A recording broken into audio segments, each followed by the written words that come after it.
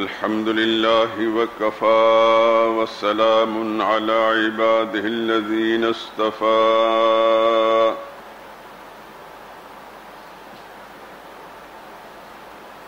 خصوصا على سيد الرسل وخاتم الأنبياء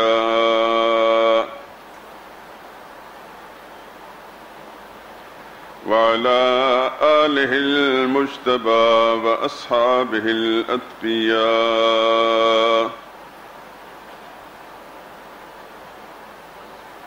أما بعد فإن خير الحديث كتاب الله وخير الهدي هدي محمد صلى الله عليه وسلم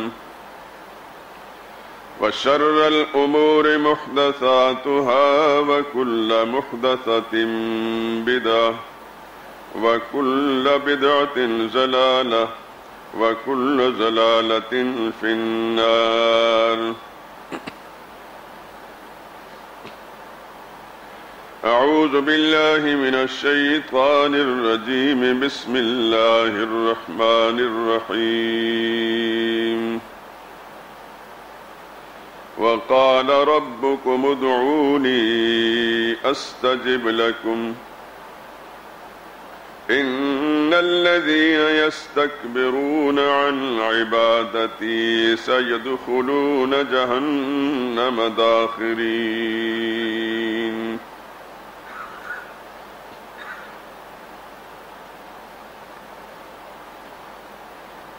اور تمہارے پروردگار نے کہہ دیا ہے کہ لوگو تم مجھ سے مانگا کرو، میں تمہاری دعائیں قبول کروں گا۔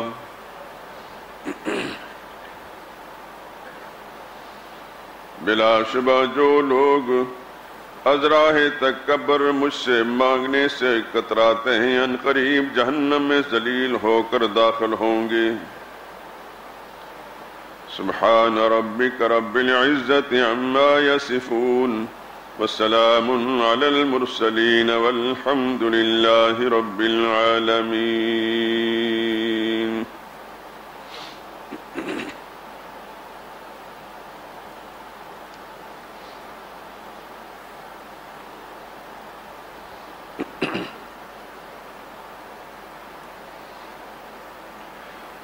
مانگ جو کچھ مانگنا ہے خالق غفار سے،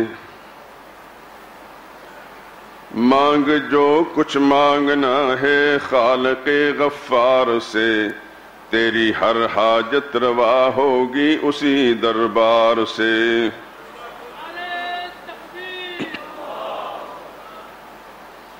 اس کے در کو چھوڑ کر جاتا ہے کیوں غیروں کے پاس، فضل کی امید رکھ تو اپنے پالن ہار سے۔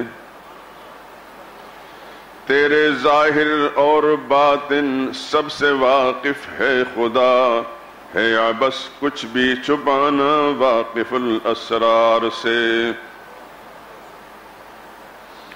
ہو عمل پیرا صدا انور خدا کے حکم پر، عاقبت میں تا نہ ہو محروم تو دیدار سے۔ چل رہا ہے جس کی قدرت سے نظام دو جہاں، ذات ہے لا ریب اس کی با کمال و با صفا۔ عزت و ذلت یقیناً ہے اسی کے ہاتھ میں، قدرت حق میں نہیں حائل کوئی شاہ و گدا۔ وقت مشکل صدق دل سے ہم پکاریں گے اسے، وقت مشکل صدق دل سے ہم پکاریں گے اسے، مشکلیں ساری کرے گا حل ہماری کبریا۔ دور رہ کر شرک سے پائیں گے ہم راہ نجات، دور رہ کر شرک سے پائیں گے ہم راہ نجات، روز محشر بالیقین ہو جائے گا فضل خدا۔ خواجہ ہر دو سرا نے یہ دیا مجھ کو سبق، خالق و غفار کے آگے تو سر اپنا جھکا، ماں سوا کو چھوڑ کر جھک جا خدا کے سامنے، ماں سوا کو چھوڑ کر جھک جا خدا کے سامنے، نعرہ توحید سے ہر شرک بدعت کو مٹا۔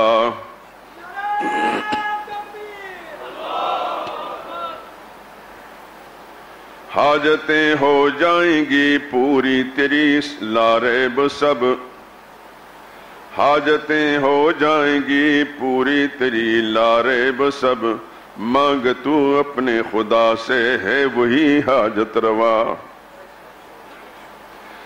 چھوڑ دے تو شرک بدعت کی رسومات کہن، چھوڑ دے تو شرک بدعت کی رسومات کہن، تاکہ راضی تجھ پہ ہو جائے حبیب کبریا،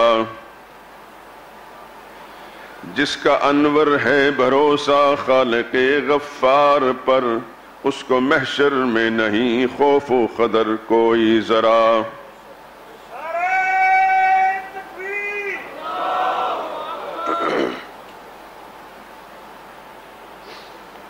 بزرگان محترم، برادران عزیز،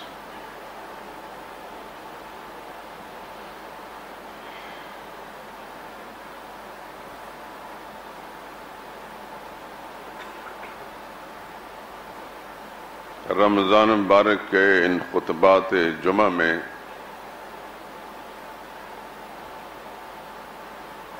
آغاز سے ہی آپ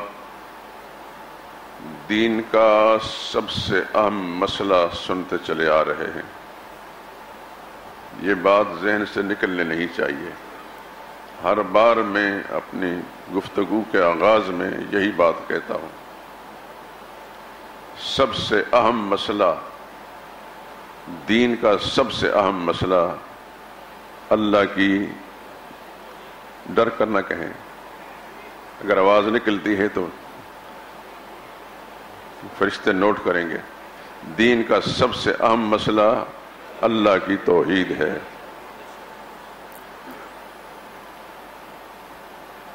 اگر مسجد شہداء والوں کو بس بات سمجھ میں نہیں آتی نا، پھر لاہور کے دوسرے لوگوں پر کوئی گلہ نہیں۔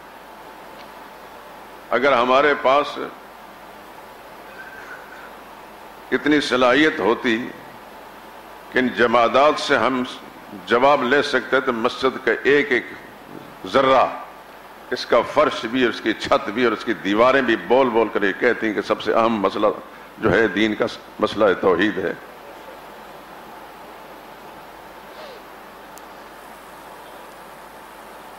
میں نے تو اس میں خیانت نہیں کی، میرا رب گواہ ہے۔ یہ ضرور ہو سکتا ہے کہ میری صلاحیتیں کمزور ہونے کے سبب سے میں اس انداز سے بات نہ کر سکا ہوں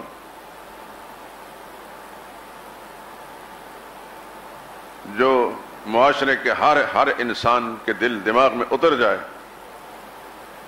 لیکن میری نیت میں کوئی کھوٹ نہیں، میرا رب اس کو جانتا ہے۔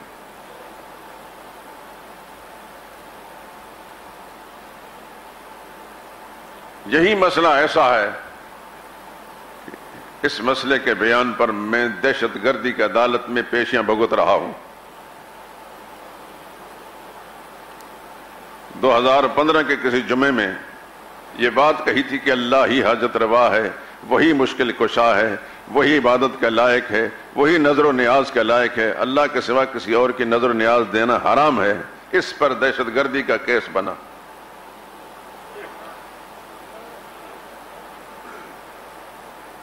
میں کسی کا نام نہیں لیتا، اس لیے کہ جن ریموٹ کنٹرول قسم کے سرکاری اہلکاروں نے کسی اور کے کہنے پر، کسی اور کی خوشنودی پر ایک جھوٹی رپورٹ مرتب کی اور اس کو دہشت گردی کے دفعہ لگا کر اس عدالت کے اندر پہنچا دیا، جج صاحب بڑے برہم تھے مجھ پر، میں نام نہیں لیتا، لیکن آخر میں ان کے لیے اور کوئی ذریعہ تھا نہیں، کہنے لگے مولانا میں آپ کو بری کرتا ہوں لیکن ذرا تقریریں نرم کیا کریں۔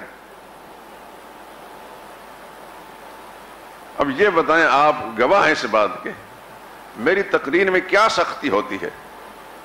کون سی پارٹی، کون سا گروہ، کون سی جماعت، کون سا فرد ایسا ہے کہ جس کو میں ہدف تنقید بنا کر اس کو برا بھلا کہتا ہوں؟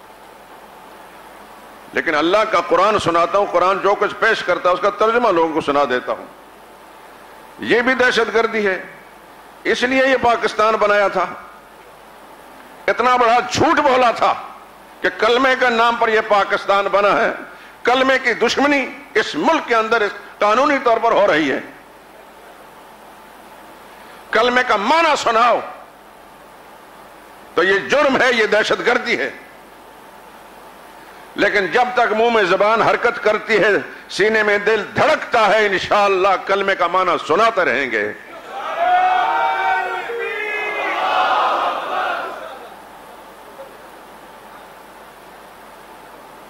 دین کا سب سے اہم اور اساسی مسئلہ کیا ہے؟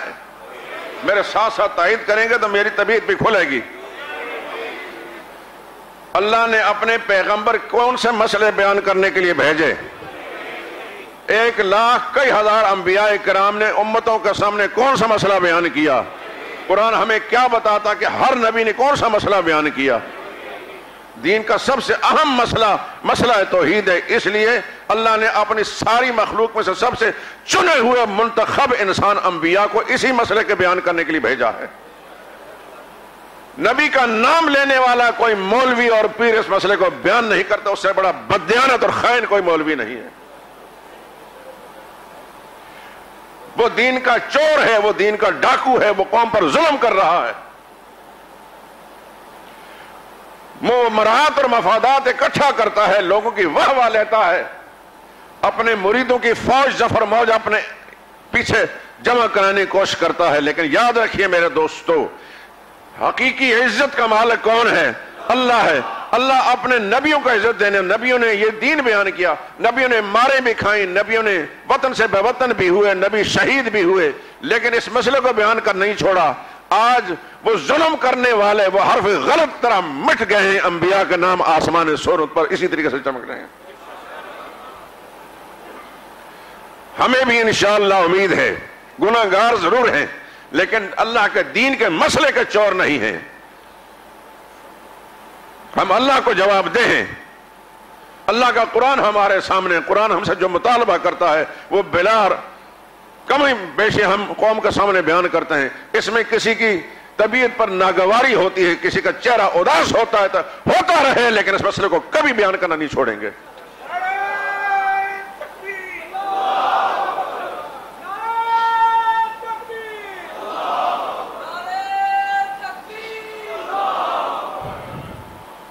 تو یہ بات اپنے ذہن سے مت اتاریے کہ دین کا اہم مسئلہ، سارے مسائل کا سب سے بڑا مسئلہ، نمازیں اسی مسئلے پر قبول ہوتی ہیں، یہ مسئلہ ٹھیک نہیں تو نمازیں مردود ہیں۔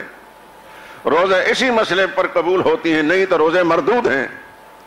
پھر ایک ہندو کے برت رکھنے پر اور مسلمان کہلانے والے کا روزہ رکھنے میں کوئی فرق بھی نہیں ہوگا۔ ہندو چونکہ مشرک ہے، برت رکھنے کے باوجود وہ جہنمی ہے، اور مسلمان موحد ہوتا ہے اس لیے روزہ رکھتا ہے تو وہ جنتی ہے۔ لیکن یاد رکھیں ہر نیکی کی قبولیت اس مسئلے کی صحت پر موقوف ہے۔ یہ بات میں اتنی دفعہ کہہ چکا ہوں کہ اس مسجد کے در و دیوار سے ہم اگر پوچھ سکتے، ان کی زبان کو ہم سمجھ سکتے تو یہ کہتے کہ ہم نے تو نے یہ مسئلہ بار بار بیان کیا، دین کا سب سے اہم مسئلہ یہ ہے، اور ہر عبادت اسی مسئلے پر قبول ہوتی ہے۔ پچھلے جمعے میں بتا چکا ہوں مشرکین مکہ کو کتنا بڑا ناز تھا بیت اللہ کی خانہ کعبہ کی تعمیر کرنے پر، اپنے سے بہتر کسی کو نہیں سمجھتے تھے۔ آسمان والے نے اپنے قرآن میں وحی بھیج کر فرمایا اولئک حبطت اعمالہم، تم جو کچھ بھی کہتے ہو سن لو، تمہاری مسجد حرام کا تعمیر کرنا، بیت اللہ کی تعمیر کرنا میرے نزدیک کسی کوئی ٹکے کی حیثیت نہیں، تمہارے سارے اعمال میں نے برباد کر دیے ہیں، وفی النار ہم خالدون، تم ہمیشہ آگ میں جلتے رہو گے۔ اگر مسجد حرام کی تعمیر کرنے والا بھی جہنم میں جا سکتا ہے اس لیے کہ مسئلہ توحید کا وہ مخالف ہے، تو آج کا انسان جو مسئلہ توحید کے مخالف ہو تو اس کے پاس پھر کون سا ذریعہ ہے جنت میں جانے کا؟ میرے دوستو اپنے دل کی تختی پر لکھ لیں، آپ کی رگ رگ اندر میرا رب اس مسئلہ توحید کو ڈال دے کہ آپ کی ہر سوچ آپ کی ہر حرکت جو ہے اللہ کی توحید کے لیے ہو. کسی سے بات کریں اسی پیغام کو سنانے والے بن جائیں. آپ مجسم توحید بن جائیں.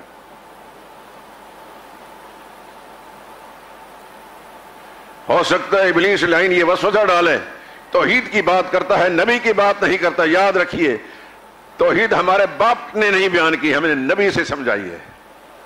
نبی سے ہمیں توحید سمجھ میں آئی ہے. جو نبی کو نہیں مانتا وہ توحید کا منکر ہے. علامہ ابن تیمیہ کی قبر پر خدا اپنے رحمتوں کی گھٹا نازل فرمایا. انہوں نے لکھا ہے ان التوحید والایمان بالرسالہ متلازمان. توحید اور ایمان بالرسالہ یہ لازم ملزوم چیزیں ہیں.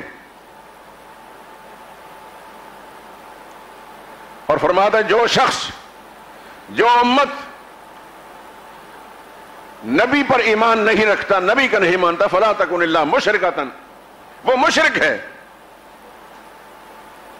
وَكُلُّ مُشْرِكٍ فَإِنَّهُ مُكَذِّبٌ لِلرُّسُلِ, ہر مشرک رسولوں کی تکذیب کرنے والا ہے. توحید اور سنت, توحید اور رسالت آپس میں لازم ملزوم ہیں. توحید کا مسئلہ محمد مصطفیٰ نے سمجھایا صلی اللہ علیہ وسلم. ان سے کٹ کر کوئی شخص دنیا میں موحد نہیں رہ سکتا. اس لیے ذہن میں اگر ابلیس یہ وسوسہ ڈالتا ہے تو اس پر لعنت بھیج کر اپنے دل و دماغ کو خالی کیجئے. توحید اور رسالت لازم ملزوم ہے. رسالت کے بغیر توحید ہے ہی نہیں. کون سمجھائے گا رسالت کے بغیر توحید؟ توحید وہی ہے جو نبی نے سمجھائی ہے. نبی پر یہ قرآن اترا ہے, یہ قرآن نبی نے بیان کیا ہے. اس قرآن کے اندر واضح اعلان ہے رب قال ربکم ادعونی استجب لکم. تمہارے پالنے والے نے, تمہارے رب نے گزشتہ رات ذرا رب کی طرف متوجہ کیا تھا. میں بھی اپنے انداز سے اس سے پہلے متوجہ کرا چکا ہوں الحمدللہ, اور مجھے خوشی ہوئی کہ مولانا نے بھی وہی انداز اختیار کیا جو میں سوچتا ہوں. الفاظ اپنے اپنے ہوا کرتے ہیں, انسان الگ ہی, الفاظ اپنے اپنے ہوتے ہیں, لیکن مجھے بڑی خوشی ہوئی کہ جو سوچ میری ہے اسی طریقے سے مولانا بندیالوی نے سمجھایا. قرآن متوجہ کر قال ربکم, تمہارے رب نے اعلان کر دیا ہے ادعونی, مجھ سے مانگو. یہ رب بول کر کس طرف اشارہ کیا؟ جب تم ماں کے پیٹ میں تھے مانگ نہیں سکتے تھے, بغیر مانگے سب کچھ تمہیں دے رہا ہے. وہی وہ جو وہاں تمہاری تربیت کر رہا تھا, پال رہا تھا, تمہاری پرورش کر رہا تھا. تمہاری ماں کو پتا نہیں تھا, تمہارے باپ کو پتا نہیں تھا, تمہارے خاندان کو پتا نہیں تھا, لیکن تمہاری پرورش ہو رہی تھی. لمحہ بلمحہ تم آگے بڑھ رہے تھے. اور پرورش بھی کس چیز سے؟ یسألونک عن المحیض, میرے حبیب آپ سے لوگ پوچھتے ہیں ماواری کا خون کیا ہوتا ہے.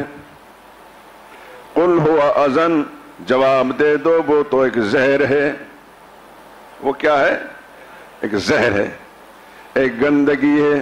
اے اللہ تیری شان پہ قربان جائیں. چھوٹا سا ننا منا بچہ ماں کے پیٹ کے اندر ہوتا ہے, جب اس کے اندر زندگی کے آثار پیدا ہو جاتے ہیں پھر اس کو غذا کی ضرورت ہوتی ہے. جب 4 مہینے کے بعد اس میں روح ڈال دی جاتی ہے, پھر حیات کے آثار پیدا ہونے کے بعد اس کو غذا کی ضرورت ہوتی ہے. لیکن وہ اتنا چھوٹا ہے, ہاتھ پاؤں نہیں ہلا سکتا, بول نہیں سکتا, ماں سے کچھ مطالبہ نہیں کر سکتا, باپ سے, خاندان سے, دنیا والوں سے کوئی مطالبہ نہیں کر سکتا, ہاتھ بھی نہیں ہلا سکتا, زبان بھی نہیں چلا سکتا. لیکن اس کے تقاضوں کو وہ سمجھتا ہے جس نے اس کو پیدا کیا ہے. لیکن پیدا بھی کیسا کیا؟ پانی کے ایک قطرے سے. ذہن کو متوجہ رکھنا میرے دوستو, کس سے پیدا کیا؟ پانی کے ایک قطرے سے. وہ قطرہ اگر زمین پر گر جاتا تو بالکل فنا کے گھاٹ اتر جاتا, تباہ ہو جاتا. اللہ کی قدرت کی مشینری پر جب پڑ گیا تو اللہ نے اس پر نقش و نگار بنانا شروع کر دیے. قرآن کیا کہتا ہے؟ ان اللہ لا يخفى علیہ شیء فی الارض ولا فی السماء. اللہ وہ ہے کہ آسمانوں کی کوئی چیز یا زمین کی کوئی چیز اس پر پوشیدہ نہیں، یعنی آسمان و زمین کی ہر چیز کو جاننے والا بھی وہ ہے۔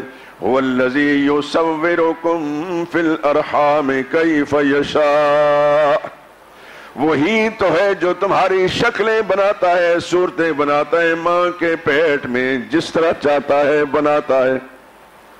لا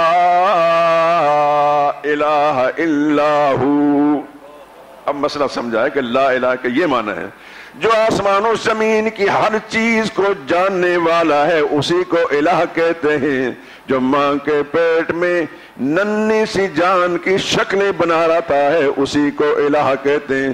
لوگوں جب کلمہ پڑھتے ہو لا الہ الا اللہ تو سمجھ کہا کرو آسمان و زمین میں ہر مخفی چیز کو جاننے والا اس کے سوا کوئی نہیں، رحم مادر میں بچے کی شکلیں بنانے والا اس کے سوا کوئی نہیں، وہی الہ ہے۔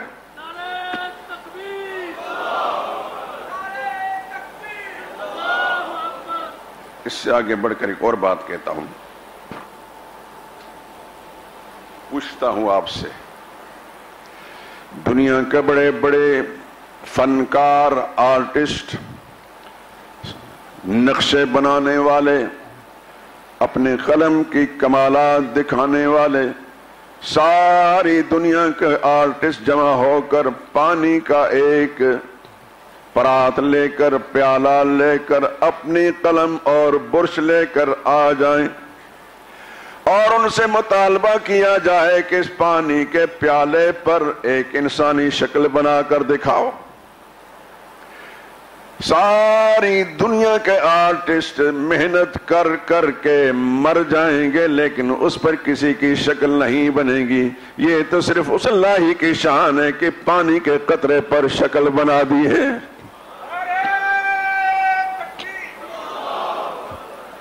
سعدی کی قبر پر اللہ نور برسائے، فرماتے ہیں ز ابرف گند قطرہ سوئے یم ز صلبہ ورد نطفہ در شکم، دو قطرے ایک آسمان سے گرتا ہے وہ سمندر میں پہنچتا ہے، دوسرا قطر باپ کی پیٹھ سے نکل کر ماں کے رحم میں پہنچتا ہے۔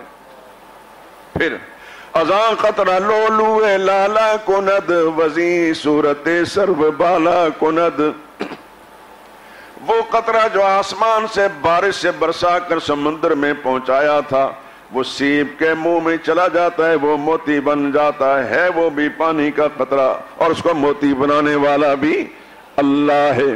لیکن یہ قطرہ جو باپ کی پیٹھ سے نکل کر رحم مادر میں پہنچتا ہے، وزی صورت سرو بالا کند، اس قطرے پر اپنی قدرت کے نقش و نگار بنا کر ایک حسین و جمیل شکل و صورت والا انسان دنیا میں بھیجتا ہے۔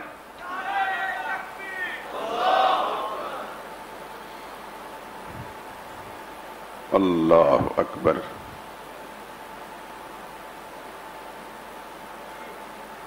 پھر آگے کہتے ہیں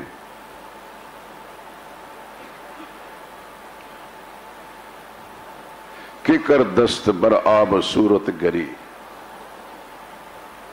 لوگوں سے پوچھتے ہیں بتاؤ اللہ نے ماں کے پیٹ کے اندر اس پانی پر نقش و نگار بنا کر ناک بھی بنا دی، آنکھیں بھی بنا دی، سر بھی بنا دیا، ہونٹ بھی بنا دی، کان بھی بنا دیے، جسم بھی بنا دیا، ہاتھ بھی بنا دیے، پاؤں بھی بنا دیے، منہ کے اندر زبان بھی بنا دی، زبان میں بولنے کی صلاحیت پیدا کر دی، کانوں میں سننے کی، آنکھوں میں دیکھنے کی، پاؤں میں چلنے کی، ہاتھوں میں پکڑنے کی صلاحیتیں پیدا، دماغ میں سوچنے کی صلاحیتیں پیدا کر دی کہ کر دست بر آب صورت گری، یہ تو میرے رب کے کمالات ہیں، تم بتاؤ دنیا کے فنکاروں، آؤ پانی کا پیالے پر کوئی نقش و نگار کر بناؤ۔ قیامت آ سکتی ہے کوئی پانی پر نقش و نگار نہیں بنا سکتا۔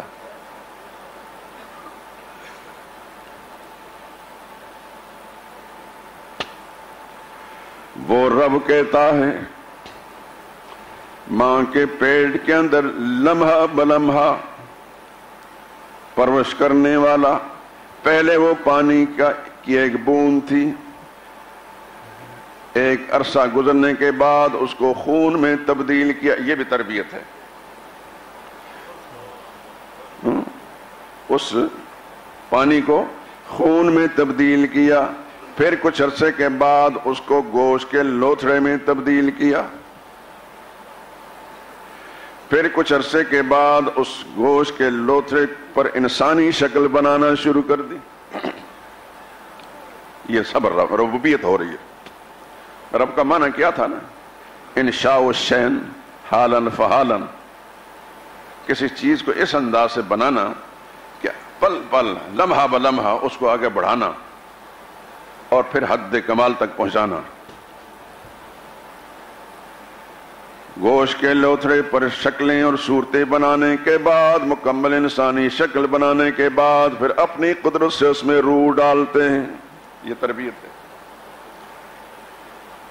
اب جب اس میں روح پڑ گئی، اس میں زندگی آ گئی، اس کو کھانے کی حاجت ہے، اس کو غذا کی ضرورت ہے۔ گو کہ ننھا بچہ ہے لیکن غذا کی ضرورت تو اس ہر جاندار کو ہوتی ہے۔ ماں سے مطالبہ نہیں کر سکتا، اگر کرے بھی تو وہ مطالبہ پورا کرنے کی صلاحیت نہیں رکھتی، اس لیے ماں جو کھانا کھاتی ہے وہ بچے کے پیٹ میں نہیں جاتا، جو پانی پیتی ہے وہ بچے کے پیٹ میں نہیں جاتا، جو دودھ پیتی ہے وہ بچے کے پیٹ میں نہیں جاتا، جو پھل کھاتی ہے وہ بچے کے پیٹ میں نہیں جاتا، اس لیے کہ رحم مادر میں بچے کا منہ اللہ نے سیل کیا ہوا ہے، بند کیا ہوا ہے، لیکن بہرحال اس کو غذا کی ضرورت ہے۔ جس نے اس کو پیدا کیا ہے، دنیا والے تو اس کی ضرورتوں سے بے خبر ہیں، حتیٰ کہ ماں بھی بے خبر ہے، لیکن جس نے اس کو بنایا ہے وہ خبردار ہے۔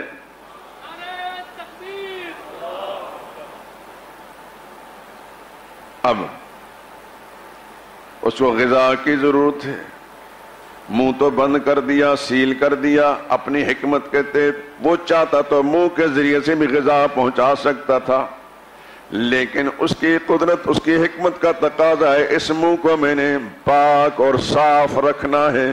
جب دنیا میں آئے گا تو اس منہ سے میرا نام لے گا، میرا قرآن پڑھے گا، اس میں کوئی ناپاک چیز نہیں جانی چاہیے۔ یہ الگ بات ہے کہ جب بے اختیار اور بے بس تھا تو اللہ نے اس کے منہ کو صاف اور پاک رکھا، لیکن جب دنیا میں پہنچ کر با اختیار ہو گیا تو اپنے اختیار سے منہ میں ناپاک چیزیں ڈالتا ہے، کبھی شراب ڈالتا ہے، کبھی چرس۔ جب بے بس تھا، بے اختیار تھا، اللہ نے اس کو محفوظ رکھا، اور جب با اختیار ہو گیا خود اپنا کھانا خراب کر دیا۔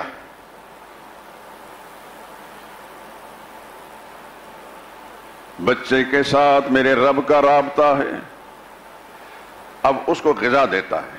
کون سی غذا؟ وہی غذا اس کی ماں کے جسم سے ہر مہینے میں چند دن کے لیے ایک فالتو خون نکلا کرتا تھا، اللہ نے حمل کے ایام میں اس کو روک کر سٹاک کر دیا۔ اللہ پھر اسی خون کے ذریعے سے، جس کو اللہ خود قرآن میں زہر کہہ چکے ہیں، اسی خون کے ذریعے سے، ناف کی نالی کے ذریعے سے جتنی اس بچے کی ضرورت ہوتی ہے پہنچا کر اس کو غذا فراہم کرتے۔ میں ایک بات کہتا ہوں، جس خون کو اللہ نے قل ہوا اذن فرما کر اس کی اذیت کو، اس کی مضرت کو، اس کے نقصانات کو بیان فرما دیا ہے، لیکن اس کی شان پہ قربان جائیں وہ چاہیں تو ننھی سی جان کی اس کے ذریعے سے تربیت فرما رہے ہیں، وہ خون اس کو نقصان نہیں پہنچاتا، کیونکہ یہاں کس کی قدرت کام کر رہی ہے؟ بولتے ہیں تو سستی سے نہ بولیں، میری طبیعت پر ایک منفی اثر پڑتا ہے۔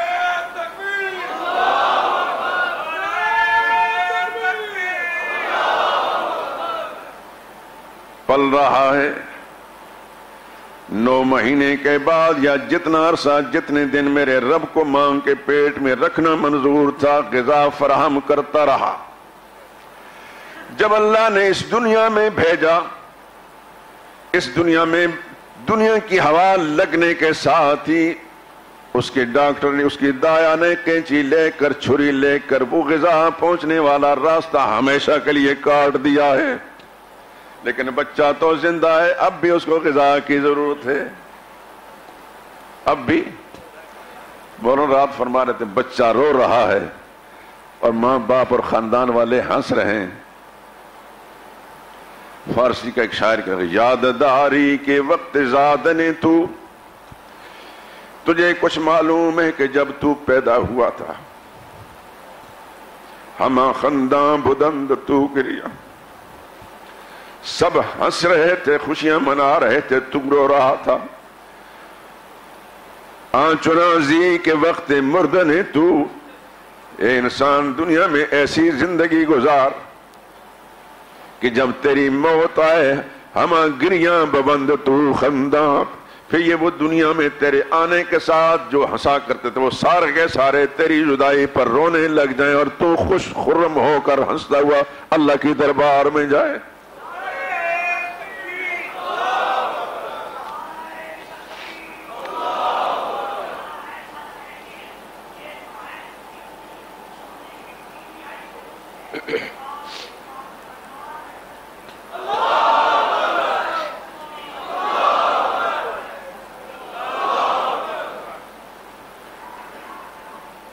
جزاکم اللہ۔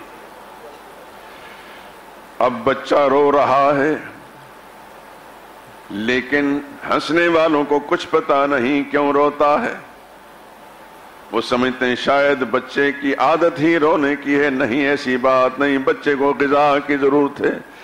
بچے کے تقاضوں کو اب ماں بھی نہیں سمجھ رہی، باپ اور خاندان ملنے والے نہیں سمجھ رہے، وہ ہنس ہنس کر خوشیاں منا رہے ہیں، لیکن جس نے اس کو ماں کے پیٹ میں پالا ہے وہ اب بھی اس کی ضرورتوں کو جانتا ہے۔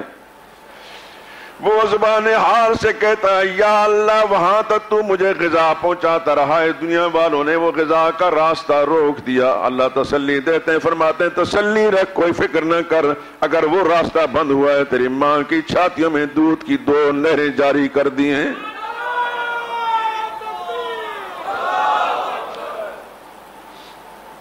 لیکن ابھی بھی وہ بچہ دنیا کا کوئی استاد، کوئی پروفیسر اس بچے کو آ کر اس کے کان میں بول کر نہیں سمجھا سکتا کہ بچے تو نے اپنی غذا کیسے فراہم کرنی ہے، ماں کا دودھ کیسے چوسنا ہے۔ ساری دنیا کے بڑے بڑے ماہر، تعلیمی ماہر آ کر جتنی کوششیں بھی کریں اس بچے کو کوئی بات سمجھا نہیں سکتے، اس لیے کہ وہ اتنا چھوٹا تھا، ابھی ماں کو بھی نہیں پہچانتا، باپ کو بھی نہیں پہچانتا، خاندان کو بھی نہیں پہچانتا ہے، تو وہ اس کے کانوں میں سننے کی ضرور صلاحیت ہوگی لیکن سننے والے کی بات کو نہیں سمجھتا، جو اس کو سبق دے رہا اس کی بات کو نہیں سمجھتا۔ لیکن جس استاد ازلی نے ماں کے پیٹ کے اندر اس کو سب کچھ سکھایا تھا، اب وہ اس کو سکھا رہا ہے، اس نے اس کی صلاحیتوں کے ساتھ، اس کی فطرت کے ساتھ پیدائش میں ساتھ ہی بھیج دیا کہ ماں کی چھاتیوں سے لگنے کے ساتھ وہ دودھ پینا شروع کر دیتا ہے۔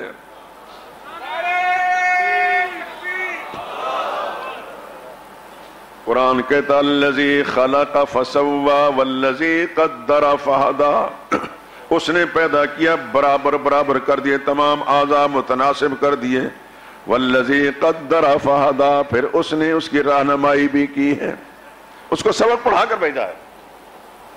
خاندان کو نہیں پہچانتا لیکن اس کو یہ سبق پڑھا کر بھیجا ہے کہ تو نے اپنی غذا کیسے حاصل کرنی ہے۔ یہ استاد ازلی کا فیصلہ ہے۔ وہ کون ہے؟ وہ رب ہے۔ وہ کون ہے؟ وہ رب۔ اس لیے قرآن کا آغاز بھی الحمدللہ رب العالمین، اللہ کی اس صفت کو قرآن کریم میں اتنی بار دہرایا گیا ہے کہ کسی دوسری صفت کو اتنا نہیں دہرایا، حتیٰ کہ آخری سورت کے اندر بھی قل اعوذ برب الناس، ملک الناس، الہ الناس، وہی 3 صفتیں جو سورہ فاتحہ میں بیان ہوئی تھی یہاں بھی بیان ہوئی۔ وہ رب کہہ رہا ہے، وہ پھر آئیے اصل بات کر، وقال ربکم وہ رب کہہ رہا ہے ادعونی ادعونی ادعونی استجب لکم، لوگوں مجھ سے مانگا کرو، میں جانتا ہوں تم محتاج ہو، قدم قدم پر تمہیں احتیاج پڑے گی، رزق بھی مانگو گے، شفا بھی مانگو گے، اولاد بھی مانگو گے، عزت بھی مانگو گے، راحت بھی مانگو گے، دنیا کی ساری ضرورتیں مانگو گے، تم محتاج ہو، میرے سوا کوئی اور مختار نہیں، میں ہی مختار ہوں، میں ہی دینے والا ہوں۔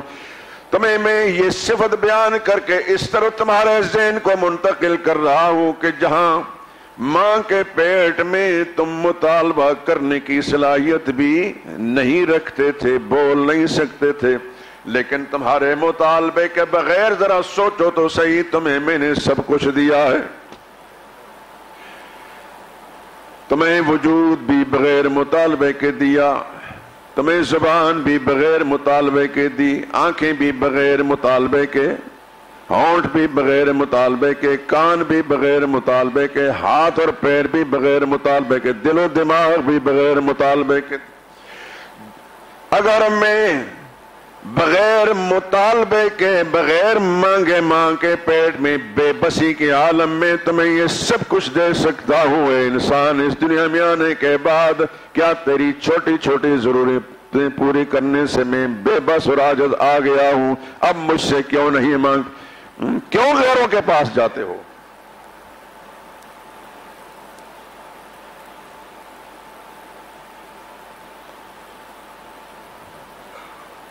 بن مطالبے اگر ضرورتیں پوری کر سکوں، مطالبے پر نہیں پوری۔ دنیا میں ایسا کوئی سخی ہے جو عام اعلان کرے ساری دنیا میں مجھ سے مانگو، مجھ سے مانگو، مجھ سے مانگو؟ وہ تو ایسا سخی ہے اس کے دروازے پر آ کر امیر بھی اس سے مانگتا ہے، غریب بھی اس سے مانگتا ہے۔ دنیا کے سارے دولت مند ان سے مانگا جائے، ایک دفعہ شاید دے جائیں، دو دفعہ دے دیں، چار دفعہ دے دیں، اس کے بعد پھر ناراض ہونا شروع ہو جائیں گے۔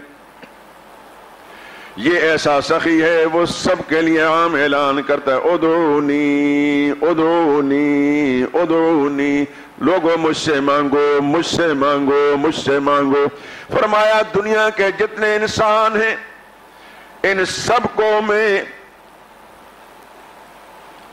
اتنا دے دوں کہ وہ خزانوں کے مالک بن جائیں، سب کے سب خزانوں کے مالک بن جائیں، میرے خزانوں میں سے اتنی کمی بھی نہیں آئے گی جتنا کہ کوئی سمندر کے ناپیدا کنار سمندر کے اندر سوئی ڈبو کر اس کو دیکھتا ہے، جتنی اس سوئی کے سرے کے ساتھ جو تری لگی ہوتی ہے اتنا بھی میرے خزانوں میں کمی نہیں آتی۔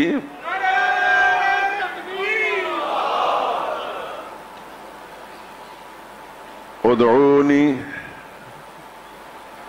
اور لوگوں کیوں تم میرے دروازے سے کتراتے ہو؟ میں تو وہ سخی ہوں کہ مانگنے سے خوش ہوتا ہوں، نہ مانگنے سے ناراض ہوتا ہوں۔ اللہ یغضب ان ترکت سوالہ، عربی شاعر کہتا ہے اللہ وہ ذات ہے کہ اگر اس سے مانگنا چھوڑ دے تو وہ ناراض ہوتا ہے، اور وہ اعلان کرتا ہے، عام اعلان صبح بھی کر رہا ہے، دوپہر کو بھی، شام کو بھی، رات کو بھی، ادعونی ادعونی، مجھ سے مانگو۔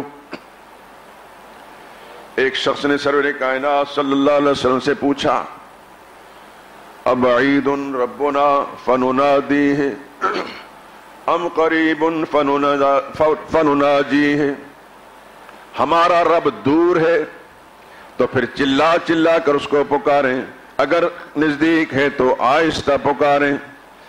اللہ نے آسمان سے اس سوال کا جواب اپنے نبی کے قلب اطہر پر نازل کر کے فرمایا، اذا سألک عبادی عنی، میرے حبیب لوگ آپ سے پوچھیں گے میرے بارے میں کہ میں دور ہوں یا نزدیک، انہیں جواب میں کہہ دو فإنی قریب، میں بہت نزدیک ہوں، یا اللہ کتنا نزدیک ہے، 1 فٹ 2 فٹ 4 فٹ، فرمایا نحن اقرب الیہ من حبل الورید، اے بندے تیری زندگی کی رگ شاہ رگ تیری اتنے قریب نہیں جتنا میں تیرے قریب ہوں۔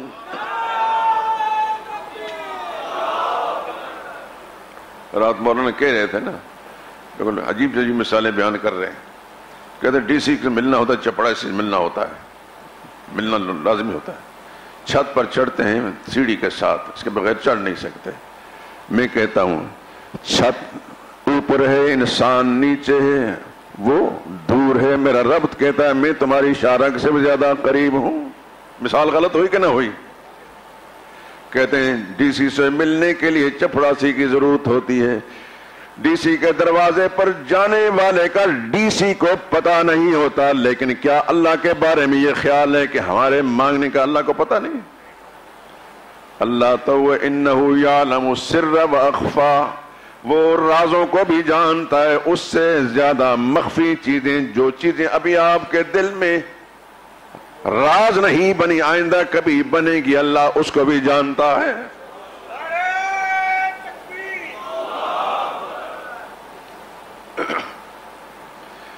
تم جن انسانوں کو سب سے عظیم انسان جانتے ہو، آؤ ذرا اللہ کے قرآن میں سیر کرو، سب سے عظیم لوگ کون ہیں؟ نہیں سمجھ میں آئی بات؟ اس دھرتی پر پیدا ہونے والے سب سے عظیم لوگ کون ہیں؟ اللہ کے پاک پیغمبر انبیاء کرام علیہم السلام، ہے نا؟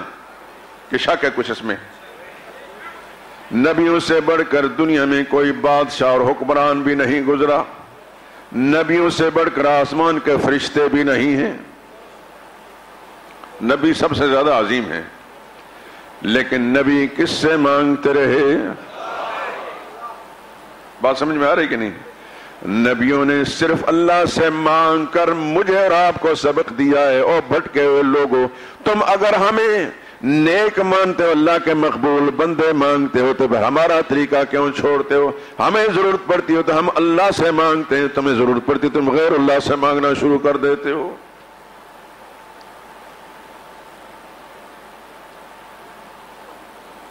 اللہ تعالیٰ نے قرآن میں ایک سورت نازل فرمائی، سورہ انبیاء، 17ویں پارے میں سورہ انبیاء، نبیوں کے ناموں پر اللہ نے سورت نازل فرما کر چند نبیوں کی دعاؤں کا ذکر فرما دیا۔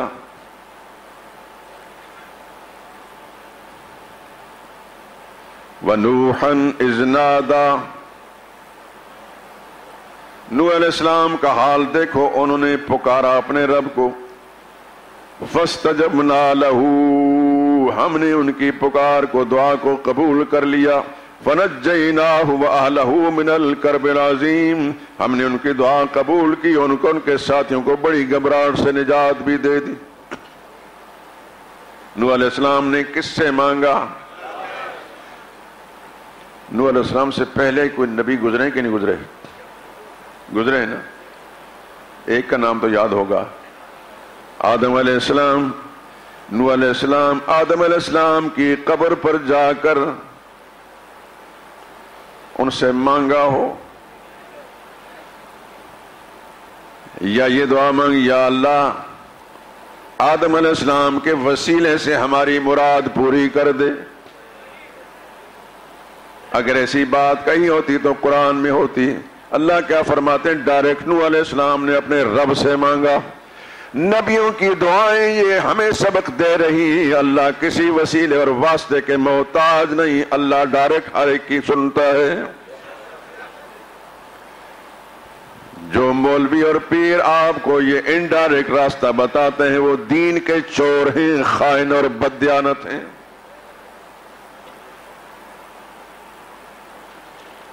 آگے دیکھیے، وَأَيُّوبَ إِذْ نَادَى رَبَّهُ، دھیان میری طرف، لیکن خدا کرے کہ یہ آیتیں آپ کے دل و دماغ میں بیٹھ جائیں، آپ کو یاد بھی ہوں۔ وعدہ کریں کہ ان آیتوں کو یاد کریں گے. یہ آپ کے پاس ایک ہتھیار ہے دوسرے کو سمجھانے کے لیے. وَأَيُّوبَ، ایوب کون ہے؟ اللہ کے، اونچی آواز سے بولیں نا، اللہ کے پیغمبر ہیں، عظیم پیغمبر. ان کی خصوصیت کیا ہے بتائیں؟ ان کا ذکر قرآن کریم میں کیوں کیا گیا؟ ان کے ساتھ کیا معاملہ ہوا تھا؟ بیمار ہوئے تھے، یہ بیمار ہوئے تھے، برس تک بیمار ہوئے. اتنے بیمار ہوئے کہ بیویوں نے بھی ساتھ چھوڑ دیا سوائے ایک بیوی کے، بچے مر گئے. اتنا بڑا امتحان. بستی والوں نے ان کی لمبی بیماری دیکھ کر ان کو بستی سے نکال دیا کہ ان کے جراثیم کہیں ہم پر نہ لگ جائیں.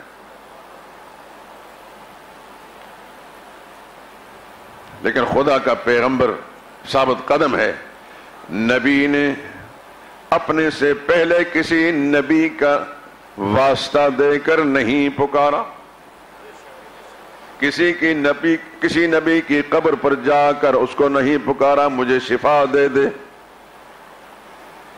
جب پکارا تو یوں پکارا وَأَيُّوبَ إِذْ نَادَى رَبَّهُ، ایوب علیہ السلام نے پکارا اپنے رب کو. یہاں بھی رب والی صفت، پکارا کس کو؟ اپنے رب کو.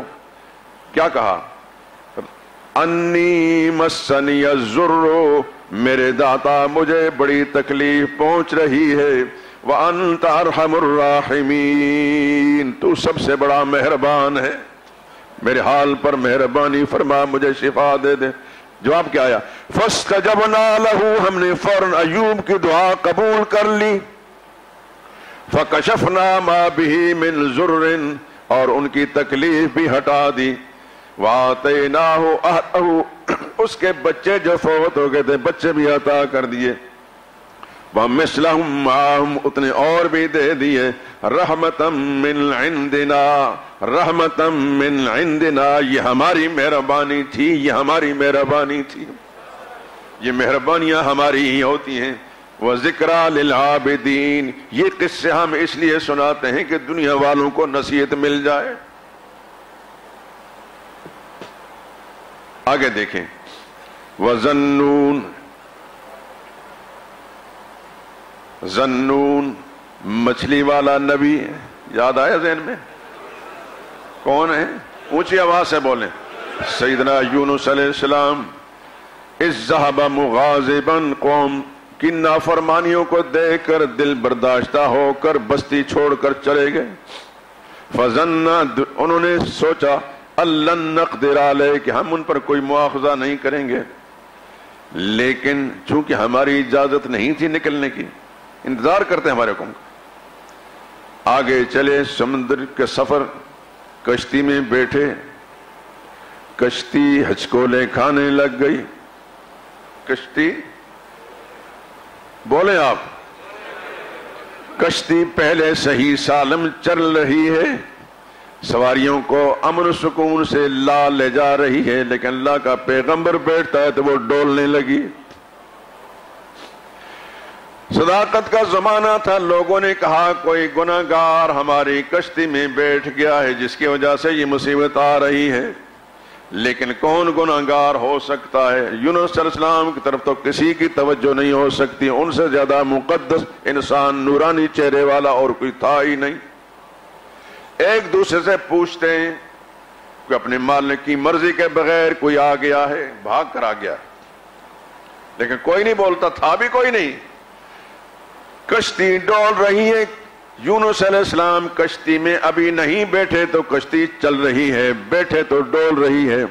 سمجھ کے اللہ کے پیغمبر کی یہ میرا امتحان آ گیا ہے، میں اللہ کی اجازت کے بغیر نکلا ہوں. یونس علیہ السلام نے خود ہی کشتی سے سمندر میں چھلانگ لگا دی. اللہ اکبر. یونس علیہ السلام جب تک کشتی میں تھے ڈول رہی تھی، پیغمبر کشتی سے باہر نکلے، کشتی صحیح سالم چلنے لگ گئی. پھر یونس علیہ السلام جب سمندر میں پہنچے، سمندر کا اندھیرا،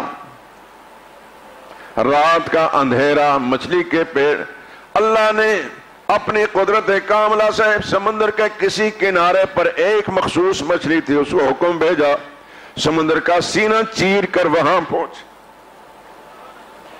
میرا پیغمبر آیا ہے، اس کو لقمہ بنا لے لیکن غذا نہیں ہوگی، چند روز کے لیے تمہارا پیٹ میرے نبی کا مہمان خانہ ہے۔ لوگوں نے قید خانہ لکھا ہے لیکن میں مہمان خانہ کہتا ہوں۔ نبی مجرم نہیں ہوتے، نبی عظیم ہوتے ہیں۔ آزمائشیں امتحانات ضرور آتی ہیں، آزمائشوں سے پہلے بھی اللہ کے محبوب ہوتے ہیں، آزمائشوں کی حالت میں بھی اللہ کے محبوب ہوتے ہیں۔ مچھلی فالتقمہ الحوت، مچھلی نے لقمہ بنا لیا۔ مچھلی یونس علیہ السلام کو لے کر کہاں چلی گئی سمندر کے اندر، دنیا والوں میں سے کسی کو کوئی خبر نہیں۔ یونس علیہ السلام مچھلی کے پیٹ میں زندہ ہیں اور یہ جانتے ہیں کہ میں اس مصیبت میں پھنس گیا ہوں، دنیا والوں کو نہ میں آواز دے سکتا ہوں، نہ میری آواز پہنچ سکتی ہے، نہ رابطے کی کوئی شکل ہے، کسی کو میرے حال کی کوئی خبر نہیں، اور اگر خبر ہو بھی جائے تو کوئی مجھے نکالنے کی طاقت نہیں رکھتا۔ البتہ ایک راستہ ایسا ہے، ایک ذات ایسی ہے جس کو میرے حال کا پتہ بھی ہے، میری پکار کو، میری آواز کو سنے گا بھی۔ یونس علیہ السلام نے اس مقام پر فنادا فی الظلمات، پکارا انہوں نے ان اندھیروں میں، آواز دی ان اندھیروں میں۔ اللہ اکبر، نبی کی شان پہ قربان جائیں، نبی کے عقیدے پہ قربان جائیں، نبی کی استقامت پہ قربان جائیں۔ وہ سمجھتے دنیا میں بھی ہم امتوں کو یہ سبق پڑھاتے کہ اللہ ہی حاجت روا ہے، اللہ ہی مشکل کشا ہے۔ آج میں مشکل میں پھنس گیا ہوں تو میرا مشکل کشا بھی اللہ ہی ہے۔ مصیبت میں پھنسنے کے بعد عقیدے میں کوئی تزلزل نہیں آیا، وہاں بھی اللہ کو یوں پکارا، فنادا فی الظلمات، اندھیروں میں پکارا کیا؟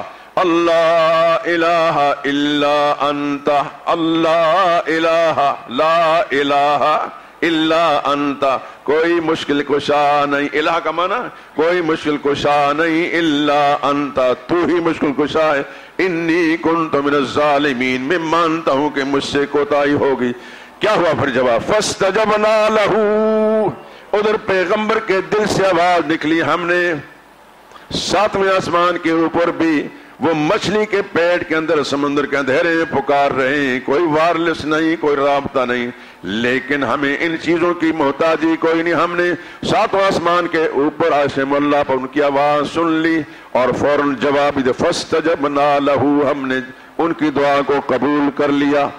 اور کس طرح قبول؟ وَنَجَّيْنَاهُ مِنَ الْغَمِّ، ہم نے اس پریشانی سے ان کو نجات بھی دے دی۔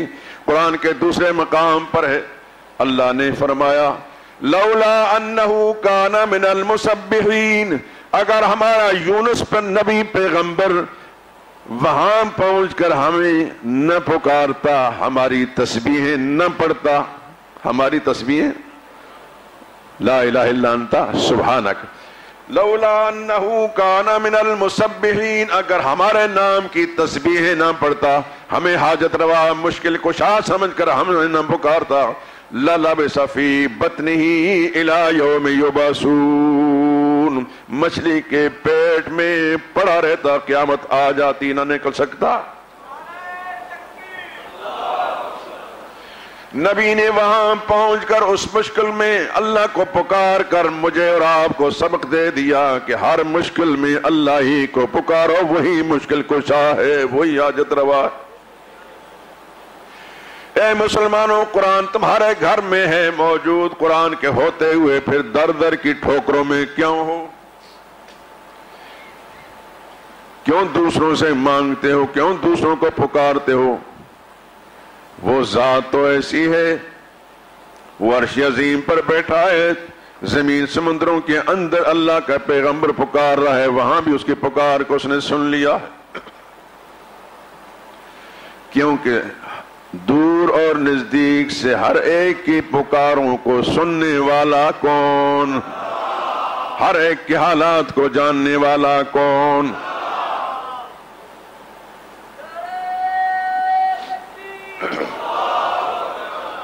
ہر نبی کا یہ عقیدہ ہے، ہر نبی کا یہ عقیدہ ہے کہ پکاروں کو سننے والا کون ہے؟ دیکھیے قرآن میں ابراہیم علیہ السلام، اسماعیل علیہ السلام دونوں خانہ کعبہ کی تعمیر کرتے ہیں. تعمیر کرنے کے بعد یوں کہتے ہیں ربنا تقبل منا، ہمارے مولا ہمارے اس عمل کو قبول فرما، انک انت السمیع العلیم، تو ہی سننے والا ہے، تو ہی جاننے والا ہے. مریم صدیقہ کی والدہ نے منت مانگی، یا اللہ مجھے بیٹا دے دے، تیرے گھر کی خدمت کے لیے آزاد چھوڑ دوں گی. کیا کہتی ہیں؟ اذ قالت امرأۃ عمران رب انی نذرت لک ما فی بطنی، عمران کی بیوی نے، یعنی ان کے نانا، ان کا نام عمران ہے، منت مانی انی نذرت لک ما فی بطنی، میرے پیٹ میں جو بچہ ہے تیرے نام کی منت چھوڑ دے، منت مان رہی ہوں.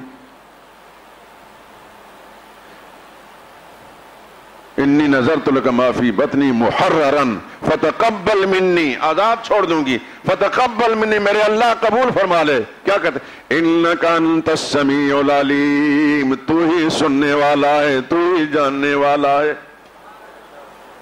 پھر آگے مریم صدیقہ کے پاس بے موسم پھل دے کر زکریا علیہ السلام کا بھی دل بھر آیا.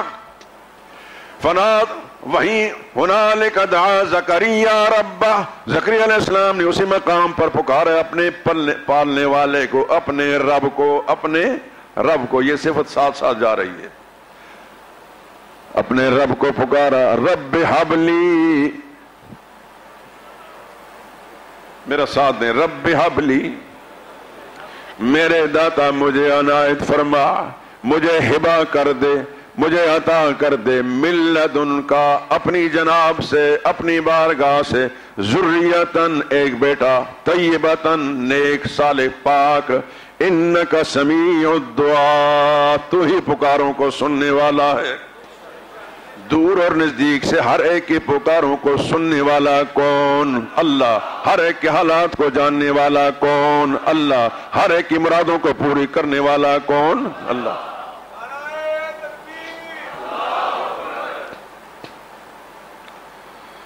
اللہ اکبر. لیکن اللہ کے سوا،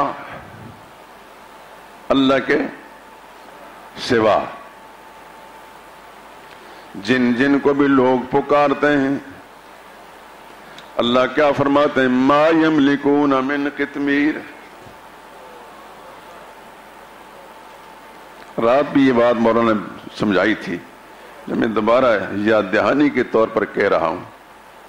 کیا فرماتے ہیں پروردگار عالم؟ ما یملکون من قطمیر، وہ مالک نہیں ہیں، اختیار نہیں رکھتے. کس کا؟ من قطمیر، ایک کھجور کی گھٹلی کے اوپر جو باریک سا پردہ جھلی ہوتی ہے، اس کے بھی اختیار نہیں رکھتے. کون کہہ رہا ہے؟ میں نہیں کہہ رہا، میرا رب کہہ رہا ہے. میری بات کو ہر انسان جھٹلا سکتا ہے، کوئی فرق نہیں پڑے گا، لیکن رب کی بات کو جھٹلائے تو رب سے تعلق ختم ہو جائے گا. کہاں لکھا ہے؟ قرآن میں. قرآن کی کون سی آیت؟ آیت نمبر 13 سورہ فاطر، 22واں پارہ، 22واں پارہ سورہ فاطر، آیت نمبر 13. والذین تدعون من دونہ، او لوگو جن کو تم مجھے چھوڑ کر، مجھ سے منہ موڑ کر، جس کے دروازے پر جا کر بھی تم مانگتے ہو، سن لو، کان کھول کر سن لو، میں عرش عظیم کا مالک اعلان کر رہا ہوں، وہ تو میرے نظام میں، میری حکومت میں اتنے بے اختیار ہیں کہ کھجور کی گھٹلی کے اوپر جو باریک سی جھلی ہوتی اس کا بھی اختیار نہیں رکھتے. مولانا حسین صاحب رحمہ اللہ فرمایا کرتا تھا، یہ تشبیہ کیوں دی ہے؟ کھجور کو سمجھو قبر، گٹھلی کو سمجھو مردہ اور پردے کو سمجھو کفن.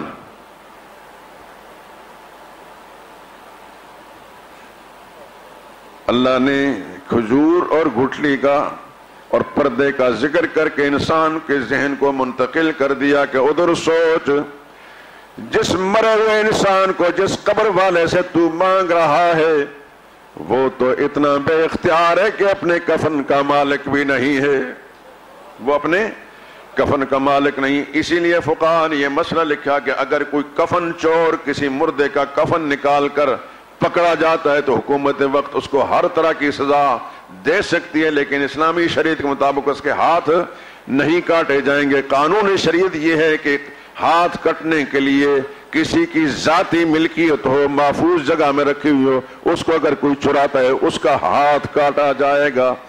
چونکہ مردہ کفن کا مالک نہیں ہے، کفن چور کو دوسری سزائیں تو دی جا سکتی ہیں لیکن ہاتھ اس کا نہیں کٹے گا. اس لیے کہ والمیت لا یملک، میت کسی چیز کا مالک نہیں ہوتا. جب میت بن جاتا ہے تو اپنی جائیداد کا مالک بھی نہیں، وہ غیروں کے پاس چلی جاتی ہے. جب میت بن جاتا ہے بیوی بھی کے غیروں کے پاس چلی جاتی ہے، اس کا مالک بھی نہیں رہتا. ٹھیک کہہ رہا ہوں یا غلط کہہ رہا ہوں؟ اللہ تیرے سمجھانے پر قربان. پھر آگے ان تدعوہم لا يسمعوا دعاءکم. غور سے میری طرف دھیان. وہ کھجور کی گھٹلی پر جھلی اس کا اختیار بھی نہیں رکھتے. اگر تم ان کو پکارو لا يسمعوا دعاءکم، تمہاری پکاروں کو نہیں سنیں گے. اللہ سچ کہتے ہیں، اللہ سچا، اللہ کا قرآن سچا، اللہ کا فرمان سچا. اللہ فرماتے لا يسمعوا دعاءکم، تمہاری پکاروں کو نہیں سن سکیں گے. تمہیں تو مولوی پیر نے بتایا، تم جاؤ تو ان کو پتہ چل جاتا ہے کہ مزنگ سے آیا ہے کہ عشرہ سے آیا ہے، کون سی نیاز لے کر آیا ہے. تمہیں تو یہ سبق پڑھایا گیا. اللہ فرماتے ہیں جھوٹ بولتے ہیں.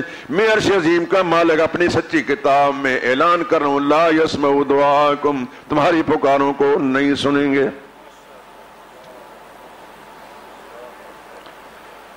اللہ اکبر. اسی سورہ مبارکہ کی چند آیات آگے چل کر دھیان سے سننا میری بات. دعا کریں کہ اللہ پھر رمضان ہمیں نصیب کرے، رمضان کے جمعوں کے اندر یہی اللہ کا قرآن سننے سنانے کا موقع نصیب کرے. اسی سورہ مبارکہ کی اگلی آیتیں، آیت نمبر 19 20 21 22. کتنی آیتیں ہیں؟ 19 20 21 22 میں سنانا چاہتا ہوں. اللہ تیرے سمجھانے پر قربان جائے. رب کیسا مہربان ہے، ہمارے جیسے کمزور انسانوں کے حال پر رحم کرتے ہوئے ہمیں اسلوب بدل کر مسئلہ سمجھا رہا ہے. وما يستوي الاعمى والبصير. دھیان سے توجہ میری طرف. برابر نہیں اندھا اور آنکھ والا، دیکھنے والا اور نابینا برابر نہیں. کہ برابر ہیں؟ ایک نابینا ہے دیکھ نہیں سکتا، ایک بینا ہے دیکھ لیتا ہے، برابر دونوں نہیں. وَلَا الظُّلُمَاتُ وَلَا النُّورُ. اندھیرا اور اجالا برابر نہیں. اندھیرا اندھیرا ہے، کچھ نظر نہیں آتا اس میں، اور اجالے میں سب کچھ دکھائی دیتا ہے. مانتے ہو کہ یہ بھی برابر نہیں. اندھا اور دیکھنے والا برابر نہیں، یہ بات بھی مسلم ہے. اندھیرا اجالا بھی برابر نہیں، یہ بات بھی سب مانتے ہیں. وَلَا الظِّلُّ وَلَا الْحُرُورُ. سایہ اور دھوپ بھی برابر نہیں، یہ بات بھی سب مانتے ہیں. مانتا ہے کہ نہیں مانتا ہے؟ یہ 3 مثالیں بیان کرنے میں اب متوجہ ہو جائیں. وَمَا يَسْتَوِي الْأَحْيَاءُ وَلَا الْأَمْوَاتُ. پھر یہ بھی مان لو کہ مردے اور زندے برابر نہیں.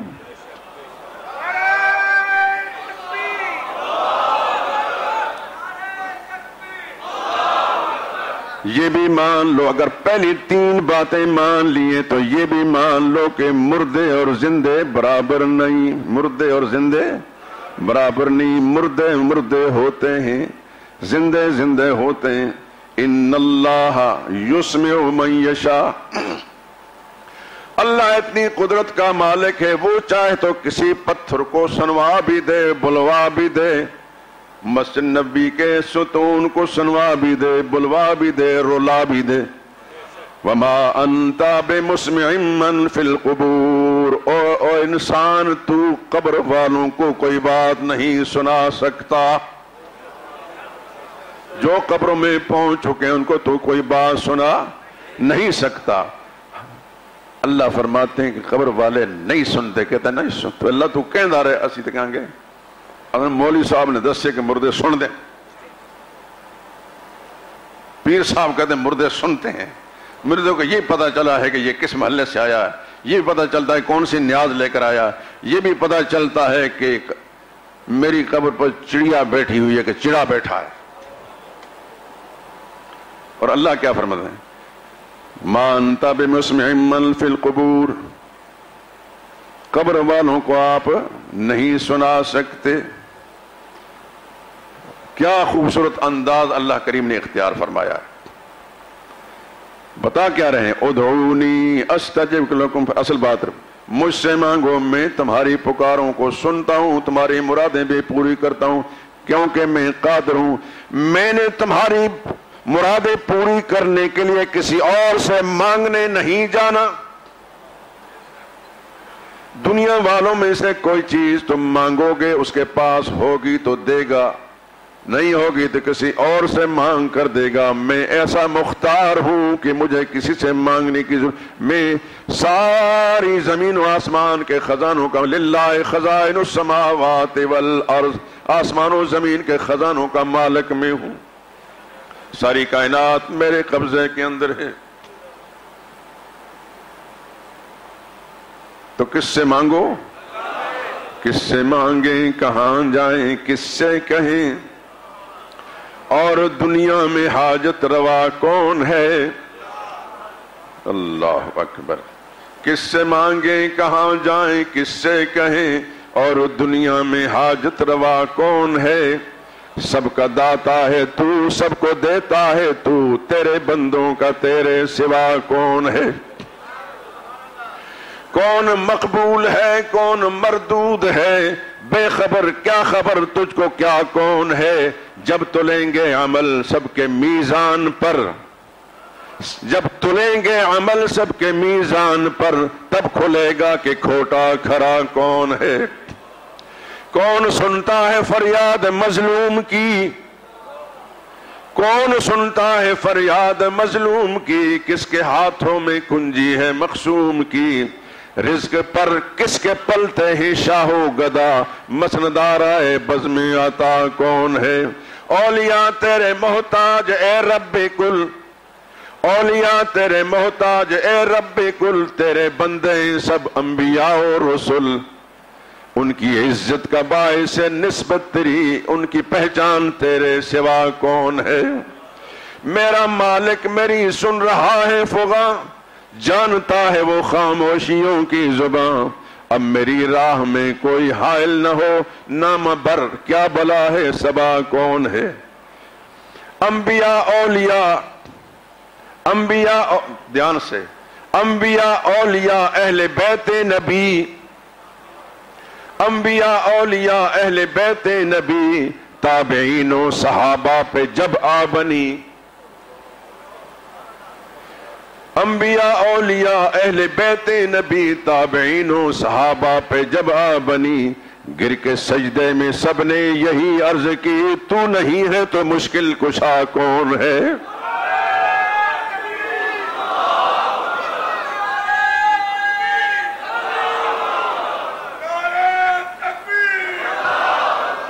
جزاکم اللہ خیرہ۔ میرے دوستو، اگر زندگی نے وفا کی، اللہ آپ کو بھی سلامت رکھے، تو پھر انشاءاللہ منہ میں زبان ہوگی، دل دھڑکتا ہوگا تو اللہ کا قرآن ضرور بیان کیا جائے گا انشاءاللہ۔